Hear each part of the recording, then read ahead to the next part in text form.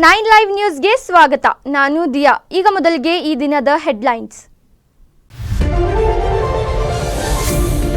Sign link ಕಳಚಿದ ಹಿನ್ನೆಲೆ ಕೊಚ್ಚಿ ಹೋಯಿತು TB dam 19ನೇ crust gate. 4 ಜಿಲ್ಲೆಗಳ 12 ಲಕ್ಷ ಎಕರೆ ನೀರಾವರಿ ಜಮೀನಿಗೆ ಎದುರಾಯಿತು ಗಂಡಾಂತರ. 60 ಟಿಎಂಸಿ ನೀರು ಹೊರಬಿಡುವ ಅನಿವಾರ್ಯತೆ ಛಿದ್ರವಾಯಿತು ರೈತನ ಕನಸು. ಹಳೆ ಹುಬ್ಬಳ್ಳಿ ಇಂಡಿಪಂ ಸರ್ಕಲ್ ವರೆಗಿನ ರಸ್ತೆ ವಿಸ್ತರಣೆಗೆ ಶುರುವಾಯಿತು ಕ್ಷಣಗಣನೆ. ರಸ್ತೆ ವಿಸ್ತರಣೆಗೂ ಮುನ್ನ ಜಿಲ್ಲಾಧಿಕಾರಿಗಳೊಂದಿಗೆ ಶಾಸಕ ಅಬ್ಬಯ್ಯ ಸ್ಥಳ ಪರಿಶೀಲನೆ. ರಸ್ತೆ ಸರ್ಕಾರಿ ಸ್ವತ್ತು ಒತ್ತುವರಿಯಾಗಿದ್ದರೆ ನಿರ್ದಾಕ್ಷಿಣ್ಯ ಕ್ರಮ ಕೈಗೊಳ್ಳುವಂತೆ ಸೂಚನೆ. ಜಾತಿ ಸಂಘಟನೆಗಳು ಆಗಲಿ, ಆದರೆ ಅವುಗಳನ್ನು ತಮ್ಮ ನೀತಿಯನ್ನು ಮರೆಯಬಾರದು. ರಾಜಕಾರಣದವರು ಜಂಗಮರ ದಡ್ಡತನಕ್ಕೆ ಬಳಸಿಕೊಳ್ಳುತ್ತಿದ್ದಾರೆ. ಅದು ಆಗಬಾರದು ಎಂದ ಶಿಗ್ಗಾಂವಿ ವಿರಕ್ತ ಮಠದ ಸಂಗಮಬಸವ ಮಹಾಸ್ವಾಮಿಗಳು. ಈಗ ಇವತ್ತಿನ ಪ್ರಮುಖ ಸುದ್ದಿಗಳು ನಿಮ್ಮ ಮುಂದೆ. ಸೊರಬ ಪಟ್ಟಣದ ನಿವಾಸಿಗಳಿಗೆ ಅನುಕೂಲವಾಗುವ ನಿಟ್ಟಿನಲ್ಲಿ ಮೂಲಭೂತ ಸೌಕರ್ಯಗಳನ್ನು ಕಲ್ಪಿಸುವಲ್ಲಿ ಅಧಿಕಾರಿಗಳು ಹಿಂದೇಟು ಹಾಕಬಾರದು. ಪಟ್ಟಣವನ್ನು ಆಧುನಿಕತೆಯ ಪರಿಕಲ್ಪನೆಯಲ್ಲಿ ಅಭಿವೃದ್ಧಿಪಡಿಸಲು ಆದ್ಯತೆ ನೀಡಲಾಗುವುದು ಎಂದು ಜಿಲ್ಲಾ ಉಸ್ತುವಾರಿ ಸಚಿವ ಮಧು ಬಂಗಾರಪ್ಪ ಹೇಳಿದರು. ಪಟ್ಟಣದ ಪುರಸಭೆ ಸಭಾಂಗಣದಲ್ಲಿ ಪುರಸಭೆ ಸಾಮಾನ್ಯ ಸಭೆಯ ಅಧ್ಯಕ್ಷತೆ ವಹಿಸಿ ಮಾತನಾಡಿದ ಅವರು, ಪಟ್ಟಣ ಸೇರಿದಂತೆ ತಾಲೂಕಿನ ಎಲ್ಲ ಗ್ರಾಮಗಳಿಗೂ ಶರಾವತಿ ನದಿಯಿಂದ ಸಮರ್ಪಕ ಕುಡಿಯುವ ನೀರಿನ ಯೋಜನೆ ರೂಪಿಸಲು ಸರ್ಕಾರಕ್ಕೆ ಪ್ರಸ್ತಾವನೆ ಸಲ್ಲಿಸಿದ್ದು, ಸದ್ಯದಲ್ಲಿ ಆಡಳಿತಾತ್ಮಕ ಅನುಮೋದನೆ ದೊರೆಯಲಿದೆ ಎಂದರು. ಇನ್ನು ಯೋಜನೆಗೆ ಸಂಬಂಧಿಸಿದಂತೆ ಸಾಗರ ಹಾಗೂ ಶಿವಮೊಗ್ಗ ನಗರ ನೀರು ಸರಬರಾಜು ಮತ್ತು ಒಳಚರಂಡಿ ಮಂಡಳಿಯವರಿಗೆ ಸೊರಬದಲ್ಲಿ ಒಳಚರಂಡಿ ವ್ಯವಸ್ಥೆಗೆ ಜಾಗವನ್ನು ಹಸ್ತಾಂತರ ಹಾಗೂ ಸರ್ವೆ ಕಾರ್ಯ ಕೈಗೊಳ್ಳುವುದರ ಬಗ್ಗೆ ಸಭೆಯಲ್ಲಿ ಚರ್ಚಿಸಿದಾಗ ಸರ್ವಾನುಮತದಿಂದ ಒಪ್ಪಿಗೆ ನೀಡಲಾಯಿತು. ಇನ್ನು ಇದೇ ವೇಳೆ ಪುರಸಭೆ ಸದಸ್ಯ ಪ್ರಸನ್ನ ಕುಮಾರ್ ದೊಡ್ಡಮನೆ ಪಟ್ಟಣದಲ್ಲಿ ಮಿನಿ ಬಸ್ ತಂಗುದಾಣ ನಿರ್ಮಿಸುವಂತೆಯೂ ಹಾಗೂ ಚಿಕ್ಕಪೇಟೆಯಲ್ಲಿ ಮಾದರಿ ಅಂಗನವಾಡಿ ಮಾಡಿಕೊಡುವಂತೆಯೂ ಸಚಿವರಿಗೆ ಮನವಿ ಮಾಡಿದರು. ಇನ್ನು ಸಭೆಯಲ್ಲಿ ಸಾಗರ ಉಪವಿಭಾಗಾಧಿಕಾರಿ ಹಾಗೂ ಆಡಳಿತಾಧಿಕಾರಿ ಆರ್ ಯತೀಶ್, ತಹಸೀಲ್ದಾರ್ ಮಂಜುಳಾ ಬಿ ಹೆಗಡಾಳ್, ಪ್ರಭಾರ ಮುಖ್ಯಾಧಿಕಾರಿ ಚಂದನ್ ಸೇರಿದಂತೆ ಇತರೆ ಅಧಿಕಾರಿಗಳು ಹಾಗೂ ಪುರಸಭೆ ಸದಸ್ಯರು ಉಪಸ್ಥಿತರಿದ್ದರು. ಮೂಡ ಪ್ರಕರಣವನ್ನು ರಾಜ್ಯಪಾಲರು ಪ್ರಾಸಿಕ್ಯೂಷನ್ಗೆ ಅನುಮತಿ ನೀಡುವುದಿಲ್ಲ ಎಂಬ ವಿಶ್ವಾಸವಿದೆ. ಒಂದೊಮ್ಮೆ ನೀಡಿದೆ, ಆದರೆ ಕಾನೂನು ಹೋರಾಟ ಮಾಡಲಾಗುವುದು ಎಂದು ಗೃಹ ಸಚಿವ ಪರಮೇಶ್ವರ್ ಅವರು ಹೇಳಿದರು. ಬೆಂಗಳೂರಿನ ಸದಾಶಿವನಗರದ ತಮ್ಮ ನಿವಾಸದ ಬಳಿ ಸುದ್ದಿಗಾರರೊಂದಿಗೆ ಮಾತನಾಡಿದ ಅವರು, ರಾಜ್ಯಪಾಲರು ಪ್ರಾಸಿಕ್ಯೂಷನ್ಗೆ ನೀಡುವುದಿಲ್ಲ ಎಂಬ ವಿಶ್ವಾಸವಿದೆ. 16 ಪ್ರಕರಣಗಳು ರಾಜ್ಯಪಾಲರ ಕಚೇರಿಯಲ್ಲಿ ಬಾಕಿ ಉಳಿದುಕೊಂಡಿವೆ. ಯಾವುದಕ್ಕೂ ಕೂಡ ಪ್ರಾಸಿಕ್ಯೂಷನ್ಗೆ ರಾಜ್ಯಪಾಲರು ಮುಂದಾಗಿಲ್ಲ. ಮುಡಾ ವಿಚಾರದಲ್ಲಿ ಮಾತ್ರ ತುರಾತುರಿಯಲ್ಲಿ ನೋಟಿಸ್ ನೀಡಿದ್ದಾರೆ. ಜುಲೈ 26ರಂದು ರಾಜ್ಯಪಾಲರಿಗೆ ಟಿಜೆ ಅಬ್ರಹಾಂ ಮನವಿ ಕೊಡುತ್ತಾರೆ. ಅದೇ ದಿನ ರಾಜ್ಯಪಾಲರು ಸರ್ಕಾರದ ಮುಖ್ಯ ಕಾರ್ಯದರ್ಶಿಯವರಿಗೆ ಪತ್ರ ಬರೆಯುತ್ತಾರೆ. ಇನ್ನು ಮುಖ್ಯ ಕಾರ್ಯದರ್ಶಿಯವರು ಹೋಗಿ ಸ್ಪಷ್ಟನೆ ನೀಡಿ ಬಂದಿದ್ದಾರೆ. ಇದರ ಹಿಂದಿನ ಉದ್ದೇಶ ಏನೆಂಬುದನ್ನು ರಾಜ್ಯಪಾಲರು ಹೇಳಬೇಕಲ್ಲವೇ ಎಂದು ಮರು ಪ್ರಶ್ನಿಸಿದರು. 26ನೇ ತಾರೀಕು ಅವ್ರು ಹೋಗಿ ರಿಪ್ಲೈ ಮಾಡಿ ಪರ್ಸನಲ್ ಆಗಿ ಅಪಿಯರ್ ಆಗಿ ಅವ್ರ ಮುಂದೆ ಗವರ್ನರ್ ಮುಂದೆ ಹೇಳಿ ಬಂದಿರ್ತಾರೆ. ಅವ್ರು ಸಂಜೆನೇ ಚೀಫ್ ಮಿನಿಸ್ಟರ್ಗೆ ನೋಟಿಸ್ ಕೊಡ್ತಾರೆ, ಶೋಕಾಸ್ ನೋಟಿಸ್. ಅಂದರೆ ಏನು ಉದ್ದೇಶ ಅನ್ನೋದನ್ನು ನಮಗೆ ಗವರ್ನರ್ ಅವರು ಹೇಳಬೇಕಲ್ಲ. Is a constitutional head. ಅವರೇನು ಸಾಮಾನ್ಯ ರಾಜಕಾರಣಿಯೋ ಅಥವಾ ಅಧಿಕಾರಿಯೋ ಅಲ್ಲ, ಅವರು ಕಾನ್ಸ್ಟಿಟ್ಯೂಷನಲ್ ಹೆಡ್. ಅನೇಕ ಪ್ರಕರಣಗಳು ಅವರ ಕಚೇರಿಯಲ್ಲೇ ಬಾಕಿ ಉಳಿದು ಅವು ಯಾವುದಕ್ಕೂ ಕೂಡ ನೀವು ಗಮನ ಹರಿಸ್ತೆ ಏಕಾಏಕಿ ಅದು ರಾಜ್ಯದ ಎಲೆಕ್ಟೆಡ್ ಚೀಫ್ ಮಿನಿಸ್ಟರ್ ಅವರ ಬಗ್ಗೆ ನೀವು ಶೋಕಾಸ್ ನೋಟಿಸ್ ಕೊಡ್ತೀರಾ ಅಂತಂದರೆ ಏನು ಅರ್ಥ? ಅದು ಏನಾದರೂ ಇದರ ಹಿಂದೆ ಏನೋ ಒಂದು ಷಡ್ಯಂತ್ರ ಇದೆ ಅಂತ ಹೇಳಿ ನಮಗೆ ಅನಿಸುತ್ತೆ. ಅದಕ್ಕೆ ಅವರು ಮುಂದೆ ಏನು ಅವರ ನಡೆ ಏನು ಅನ್ನೋದನ್ನು ನಾವು ಕೂಡ ಕಾದು ನೋಡ್ತೇವೆ. ಇನ್ನು ಬಿಜೆಪಿ ಕಾಲದಲ್ಲಿ ಸಾಕಷ್ಟು ಹಗರಣಗಳಾಗಿವೆ, ತನಿಖೆಗೆ ಆದೇಶ ಮಾಡಿದ್ದೇವೆ. ವರದಿಯನ್ನು ಆಧರಿಸಿ ಮುಂದಿನ ಕ್ರಮದ ಬಗ್ಗೆ ಕ್ಯಾಬಿನೆಟ್ನಲ್ಲಿ ನಿರ್ಧರಿಸುತ್ತೇವೆ ಎಂದು ತಿಳಿಸಿದರು. ಜತೆಗೆ ಬಿಜೆಪಿಯವರ ವಿರುದ್ಧ ಹರಿಹಾಯ್ದ ಪರಮೇಶ್ವರ್, ಬಿಜೆಪಿಯವರು ಸರ್ಕಾರ ಬೀಳುತ್ತೆ ಅಂದಿದ್ದರು, ಸರ್ಕಾರ ಬಿತ್ತೆ, ಈಗ 3 ತಿಂಗಳು ಅಂತಿದ್ದಾರೆ, ನೀವು 3 ತಿಂಗಳು ಕಾಯಬೇಕು, ಸರ್ಕಾರ ಬೀಳಿಸುವುದು ತಮಾಷೆಯಲ್ಲ ಎಂದು ಎಚ್ಚರಿಸಿದರು. ಅತಿಯಾದ ಮೊಬೈಲ್ ಬಳಕೆಯಿಂದ ವಿದ್ಯಾರ್ಥಿಗಳಲ್ಲಿ ಅಕ್ಷರ ಹಾಗೂ ಓದು ಮರೆತು ಭವಿಷ್ಯ ಹಾಳು ಮಾಡಿಕೊಳ್ಳುವ ಮೂಲಕ ತಂದೆ ತಾಯಿ ನಂಬಿಕೆಗೆ ದ್ರೋಹವಾಗುತ್ತಿದೆ. ತಂದೆ ತಾಯಿಗಳು ಪಡುವ ಕಷ್ಟ ವಿದ್ಯಾರ್ಥಿಗಳಿಗೆ ನೆನಪಾದರೆ ಸುಂದರ ಬದುಕು ನಿಮ್ಮದಾಗಲು ಸಾಧ್ಯ ಎಂದು ಸಚಿವ ಮಧು ಬಂಗಾರಪ್ಪ ಹೇಳಿದರು. ಶಿವಮೊಗ್ಗ ಜಿಲ್ಲೆಯ ಸೊರಬ ಪಟ್ಟಣದ ರಂಗಮಂದಿರದಲ್ಲಿ ಸರ್ಕಾರಿ ಪ್ರಥಮ ದರ್ಜೆ ಕಾಲೇಜಿನ ಸಾಂಸ್ಕೃತಿಕ, ಕ್ರೀಡೆ, ಯುವ ರೆಡ್ ಕ್ರಾಸ್ ಘಟಕಗಳ ಸಮಾರೋಪ ಸಮಾರಂಭದಲ್ಲಿ ಅವರು ಮಾತನಾಡಿದರು. ಶಿಕ್ಷಣಕ್ಕೆ ಸರ್ಕಾರ ಮೊದಲ ಆದ್ಯತೆ ನೀಡಿದ್ದು, ವಿದ್ಯಾರ್ಥಿಗಳು ವಿದ್ಯೆಯ ಜೊತೆಗೆ ವಿನಯವನ್ನು ಮೈಗೂಡಿಸಿಕೊಂಡು ಉತ್ತಮ ಪ್ರಜೆಗಳಾಗಿ ರೂಪುಗೊಳ್ಳಬೇಕು. ಯಾವುದೇ ಶಿಷ್ಯ ಮಹೋನ್ನತ ಸಾಧನೆ ಮಾಡಿದಾಗ ಮೊದಲು ಸಂತೋಷ ಪಡುವುದು ಗುರುಗಳು.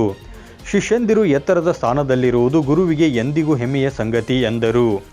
ಕಾಲೇಜಿಗೆ ವಿಜ್ಞಾನ ಪ್ರಯೋಗಾಲಯ, ಸುಸಜ್ಜಿತ ಸಭಾಂಗಣ, ಮೈದಾನ ಸೇರಿದಂತೆ ಹೆಚ್ಚಿನ ಅಭಿವೃದ್ಧಿಗೆ ಬೇಕಾಗಿರುವ ಅನುದಾನವನ್ನು ಕೂಡಲೇ ಉನ್ನತ ಶಿಕ್ಷಣ ಸಚಿವರ ಜತೆಗೆ ಚರ್ಚಿಸಿ ಅನುದಾನ ತರಲಾಗುವುದು ಎಂದು ಇದೇ ವೇಳೆ ಅವರು ತಿಳಿಸಿದರು. ನಿಮ್ಮನ್ನೆಲ್ಲ ನೋಡಿ ಹೋಗಬೇಕು ಅಂತ ಹೇಳಿ ಒಂದು ಆಸೆ ಇತ್ತು, ಅದಕ್ಕೆ ಬಂದಿದ್ದೀನಿ. ಆದರೆ ವಿಶ್ವಾಸ ಇಟ್ಕೊಳ್ಳಿ, ನಾನು ಪ್ರಕಾಶ್, ನೀವು ಉಪಾಧ್ಯಕ್ಷರಾಗಿದ್ರಿ ಮತ್ತು ಸದಸ್ಯರು ನೀವೆಲ್ಲರೂ ಕೂಡ, ಯಾಕಂದರೆ ನಾನೇ ಮಿನಿಸ್ಟರ್ ಆಗಿರೋದ್ರಿಂದ ಇವಾಗ ಸ್ವಲ್ಪ ಸವಲತ್ತನ್ನು ಮತ್ತು ಹಣ ಬಿಡುಗಡೆ ಮಾಡ್ಕೊಳ್ಳೋದಕ್ಕೆ ಸ್ವಲ್ಪ ಅನುಕೂಲ ಆಗ್ತದೆ. ವಿಶ್ವಾಸ ಇಟ್ಕೊಳ್ಳಿ. ಅವ್ರು 1 ವರ್ಷದೊಳಗೆ ಆಗಬೇಕು ಅಂದಿದ್ದಾರೆ. ನನಗೆ ಗೊತ್ತಿಲ್ಲ ಅದು ಎಷ್ಟು ಬೇಗ ಆಗುತ್ತೋ ಅಷ್ಟು ಬೇಗ ನಾನು ಟ್ರೈ ಮಾಡ್ತೀನಿ. ಆದರೆ ಆಡಿಟೋರಿಯಂ ವ್ಯವಸ್ಥೆ ಮತ್ತು ನಿಮ್ಮ ಸೈಕಲ್ ಸ್ಟ್ಯಾಂಡು ಬೇರೆ ಬೇರೆ ವ್ಯವಸ್ಥೆಯನ್ನು ನೀವೇನು ಕೇಳ್ಕೊಂಡಿದ್ದೀರಿ ಅದನ್ನು 100ಕ್ಕೆ 100 ನಾವು ಮಾಡಿಕೊಡ್ತಕ್ಕಂಥ ವ್ಯವಸ್ಥೆ. ಈ ಸಂದರ್ಭದಲ್ಲಿ ಅನೇಕ ಗಣ್ಯಮಾನ್ಯರು, ಕಾಲೇಜು ಪ್ರಮುಖರು ಮತ್ತು ವಿದ್ಯಾರ್ಥಿನಿಯರು ಉಪಸ್ಥಿತರಿದ್ದರು. ಹೊಸಪೇಟೆಯ ತುಂಗಭದ್ರಾ ಜಲಾಶಯದ 19ನೇ ಗೇಟ್ ಕೊಚ್ಚಿ ಹೋಗಿರುವ ಹಿನ್ನೆಲೆ ಭಾನುವಾರ ಜಲಾಶಯಕ್ಕೆ ಭೇಟಿ ನೀಡಿದ ಉಪಮುಖ್ಯಮಂತ್ರಿ ಡಿಕೆ ಶಿವಕುಮಾರ್ ಪರಿಶೀಲನೆ ನಡೆಸಿ ಗೇಟ್ ದುರಸ್ತಿಗೆ ತ್ವರಿತವಾಗಿ ಕ್ರಮ ಕೈಗೊಳ್ಳುವಂತೆ ಅಧಿಕಾರಿಗಳಿಗೆ ಸೂಚನೆ ನೀಡಿದರು. ಕೊಪ್ಪಳ, ರಾಯಚೂರು, ವಿಜಯನಗರ ಹಾಗೂ ಬಳ್ಳಾರಿ ಜಿಲ್ಲೆಗಳ 12 ಲಕ್ಷ ಎಕರೆ ನೀರಾವರಿಗೆ ಜಲಾಶಯದ ನೀರು ಅಗತ್ಯವಾಗಿ ಬೇಕಾಗಿದೆ.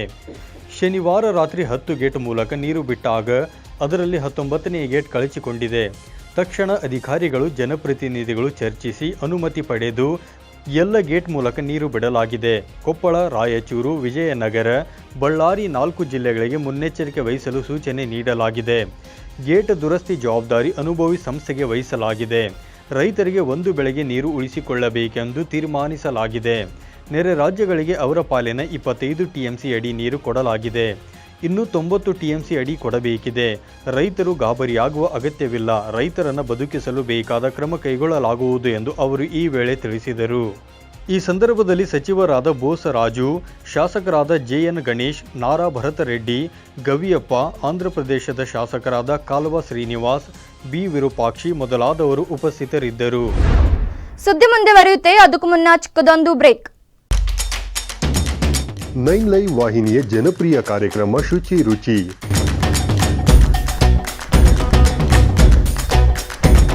ಪ್ರತಿ ಶುಕ್ರವಾರ ಮಧ್ಯಾಹ್ನ 1:30 ಪ್ರಸಾರ, ಮತ್ತೆ ಭಾನುವಾರ ಸಂಜೆ 6 ಗಂಟೆಗೆ ಮರು ಪ್ರಸಾರ. ಅಡುಗೆ ಮಾಡೋ ಹವ್ಯಾಸ ನಿಮ್ಮದಾಗಿದ್ದರೆ ಈಗಲೇ ಕರೆ ಮಾಡಿ ಹೆಸರು ನೋಂದಾಯಿಸಿಕೊಳ್ಳಿ. ನಮ್ಮ ದೂರವಾಣಿ ಸಂಖ್ಯೆ 7411784976. ಭೀಮಾ ಬ್ರಿಲಿಯನ್ಸ್ ವಜ್ರಾಭರಣ ಮಹೋತ್ಸವ ಜುಲೈ 31ರವರೆಗೆ. ಪ್ರತಿ ಕ್ಯಾರೆಟ್ಗೆ 7,000 ರೂಪಾಯಿಯ ಖಚಿತ ಕ್ಯಾಶ್ ಬ್ಯಾಕ್ ಪಡೆಯಿರಿ ಮತ್ತು ವಜ್ರದ ಆಭರಣಗಳಲ್ಲಿನ ಚಿನ್ನದ ಮೇಲೆ ಪ್ರತಿ ಗ್ರಾಮ್ಗೆ ಫ್ಲಾಟ್ 500 ರೂಪಾಯಿಯ ರಿಯಾಯಿತಿಯನ್ನು ಆನಂದಿಸಿ. ಭೀಮಾ ಜುವೆಲರ್ಸ್ನ ಎಲ್ಲಾ ಶೋರೂಮ್ಗಳಲ್ಲಿ ಲಭ್ಯವಿದೆ. ಷರತ್ತುಗಳು ಅನ್ವಯ. Bhima Brilliance Diamond Jewelry Festival till 31st July. Get assured cashback of ₹7,000 per carat and enjoy flat ₹500 off per gram on gold in diamond jewelry. Available at all Bhima Jewelers showrooms. TNC apply. ತೆರೆಮರೆಯಲ್ಲಿರುವ ಗಾನ ಪ್ರತಿಭೆಗಳಿಗೆ ಅದ್ಭುತ ವೇದಿಕೆ ಒದಗಿಸುವ ನಮ್ಮ ದಿಗ್ಗಜರು ಈಗ ನಿಮ್ಮ ಮನಗಳಿಗೆ ಲಗ್ಗೆ ಇಡಲು ಸಿದ್ಧವಾಗಿದೆ. ಇನ್ನು ಪ್ರತಿ ಶನಿವಾರ ಮಧ್ಯಾಹ್ನ 1:30ಕ್ಕೆ ನಿಮ್ಮ ನೆಚ್ಚಿನ 9 ಲೈವ್ ವಾಹಿನಿಯಲ್ಲಿ ಪ್ರಸಾರಗೊಳ್ಳಲಿದೆ. ಮತ್ತೆ ಮರುಪ್ರಸಾರ ಭಾನುವಾರ 1:30ಕ್ಕೆ. ನಿಮಗೂ ಗಾಯನದಲ್ಲಿ ಆಸಕ್ತಿ ಇದ್ದು ಉತ್ತಮ ವೇದಿಕೆ ಲಭಿಸುತ್ತಿಲ್ಲವೆಂದರೆ ಚಿಂತೆ ಯಾಕೆ? ಕೂಡಲೇ ನಮ್ಮ ದೂರವಾಣಿ ಸಂಖ್ಯೆ 7349416023ಗೆ ಸಂಪರ್ಕಿಸಿ. ಕಾರ್ಯಕ್ರಮದಲ್ಲಿ ನೀವು ಪಾಲ್ಗೊಳ್ಳಿ. ಬ್ರೇಕ್ ನಂತರ 9 ಲೈವ್ ನ್ಯೂಸ್ಗೆ ಸ್ವಾಗತ. ಸಮಾಜ ಸೇವೆಯನ್ನೇ ತಮ್ಮ ಉಸಿರಾಗಿಸಿಕೊಂಡು ಶಿಗ್ಗಾಂವಿ ಸವಣೂರು ತಾಲೂಕಿನಾದ್ಯಂತ ಭಾರತ ಸೇವಾ ಸಂಸ್ಥೆಯ ಮೂಲಕ ಜನರ ಮನ್ನಣೆ ಗಳಿಸಿರುವ ಶ್ರೀಕಾಂತ್ ದುಂಡಿಗೌಡರವರಿಗೆ ಬಿಜೆಪಿ ಪಕ್ಷದ ಟಿಕೆಟ್ ನೀಡುವುದು ಖಚಿತ ಎಂದು ಧಾರವಾಡ ಕೆಸಿಸಿ ಬ್ಯಾಂಕ್ ನಿರ್ದೇಶಕ ಸಂಗಮೇಶ್ ಕಂಬಾಳಿಮಠ್ ವಿಶ್ವಾಸ ವ್ಯಕ್ತಪಡಿಸಿದರು. ಹಾವೇರಿ ಜಿಲ್ಲೆಯ ಶಿಗ್ಗಾಂವಿ ತಾಲೂಕಿನ ಬಸವನಾಳ ಗ್ರಾಮದ ಪ್ರಾಥಮಿಕ ಕೃಷಿ ಪತ್ತಿನ ಸಹಕಾರಿ ಸಂಘದ ನೂತನ ಅಧ್ಯಕ್ಷರಾಗಿ ಆಯ್ಕೆಯಾದ ನಿಂಗಜ್ಜ ಅತ್ತಿಗೇರಿ ಹಾಗೂ ಉಪಾಧ್ಯಕ್ಷರಾಗಿ ಆಯ್ಕೆಯಾದ ನಾಗರಾಜ್ ಕೇರಿ ಅವರನ್ನು ಸನ್ಮಾನಿಸಿ ಅವರು ಮಾತನಾಡಿದರು. ಹಲವಾರು ವರ್ಷಗಳಿಂದ ಪಕ್ಷದಲ್ಲಿ ಶ್ರಮವಹಿಸಿ ದಾನ ಧರ್ಮದ ಕಾರ್ಯದಲ್ಲಿ ನಮ್ಮವರಾಗಿ ನಿಂತಿದ್ದಾರೆ. ನಾನು ಕೂಡ ಹಲವಾರು ವರಿಷ್ಠರಿಗೆ, ಪಕ್ಷದ ಮುಖಂಡರಿಗೆ ಒತ್ತಾಯ ಮಾಡಿದ್ದು ಶ್ರೀಕಾಂತ್ ದುಂಡಿಗೌಡರು ಭಾರತೀಯ ಜನತಾ ಪಕ್ಷದ ಅಧಿಕೃತ ಅಭ್ಯರ್ಥಿ ಆಗಲಿದ್ದಾರೆ. ನಾವೆಲ್ಲರೂ ಅವರನ್ನು ಬೆಂಬಲಿಸೋಣವೆಂದರು. ಹಿರಿಯವರು ಉಪಾಧ್ಯಕ್ಷರಾಗಿ ಆಯ್ಕೆಯಾಗಿದ್ದಾರೆ.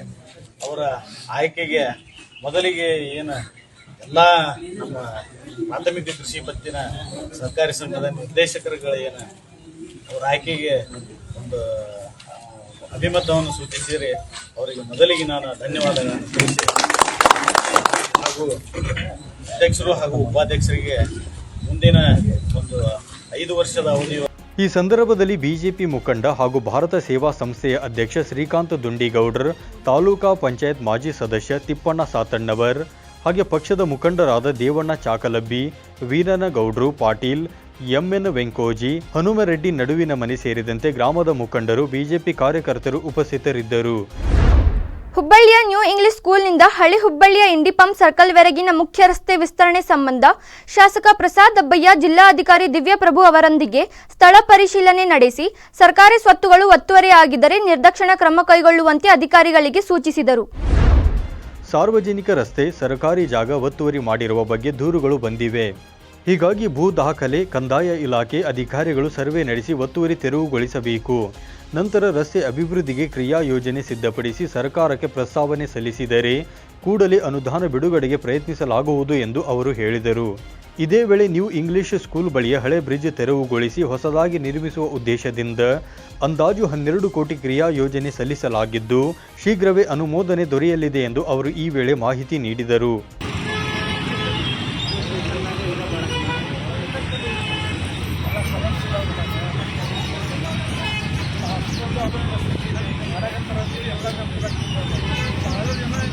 ಈ ಸಂದರ್ಭದಲ್ಲಿ ಪಾಲಿಕೆ ಆಯುಕ್ತ ಡಾಕ್ಟರ್ ಈಶ್ವರ್ ಉಳ್ಳಾಗಡ್ಡಿ, ತಹಸೀಲ್ದಾರ್ ಕಲಗೌಡ ಪಾಟೀಲ್, ಕಾರ್ಯನಿರ್ವಾಹಕ ಇಂಜಿನಿಯರ್ ವಿಜಯ್ ಕುಮಾರ್, ಕಂದಾಯ ನಿರೀಕ್ಷಕ ರವಿ ಬೆನ್ನೂರು ಸೇರಿದಂತೆ ಅನೇಕ ಕಾಂಗ್ರೆಸ್ ಮುಖಂಡರು ಉಪಸ್ಥಿತರಿದ್ದರು.